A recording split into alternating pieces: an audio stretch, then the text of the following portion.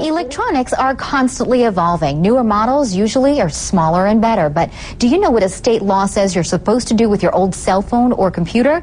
It seems the demand for disposing of these outdated gadgets is just as big as buying them. And a Valley man has created a lucrative business recycling them. Say hi, Mila. The demand for the latest model of electronics is bigger than ever. Majority want the biggest LCD TV they can get. The bigger the better. But what do you do with your old TV or computer? Some people don't seem to know where they end up.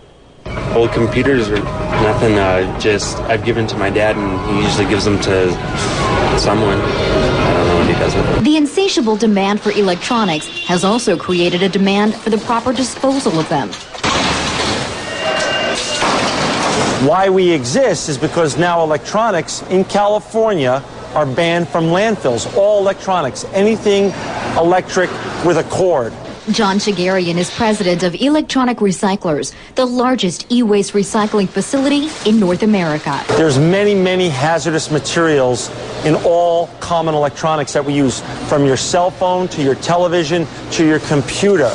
These things should not end up in landfills, which will then leach into our water and air supply eventually.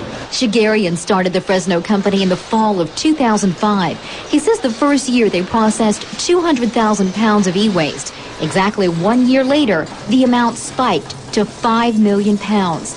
To keep up, Shigarian had to hire dozens of people. The company is now 150 employees strong and growing.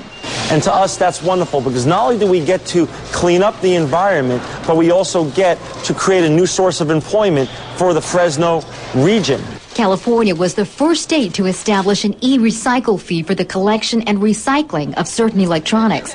For instance, Target charges anywhere between $6 to $10 for new TVs or computer screens, depending on the size. Then, if the product is recycled, the consumer gets some of that money back. They give us a government subsidy of 48 cents a pound for recycling these materials. We then pay our collectors 20 cents a pound for bringing us these materials. Definitely a lucrative business there for him.